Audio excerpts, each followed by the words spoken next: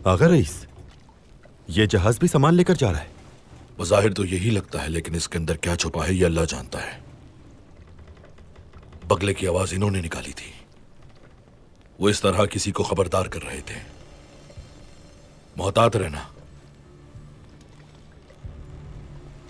बाबा उरुज, वो यकीनन हमसे लड़ाई करेंगे। अगर हम वापस मुड़े तो वो हमें ठिकाने लगा देंगे। उनसे बच निकलने का रास्ता भी नहीं कोई। अब लड़ाई नागुज़ीर है। या अल्लाह, नस्र मिनल्लाह। तैयार हो जा। सबको तोपों की तरफ ले जा। जहाज दाएं तरफ घुमाओ। जहाज को दाएं तरफ घुमाओ। जल्दी जहाज दाएं तरफ घुमाओ।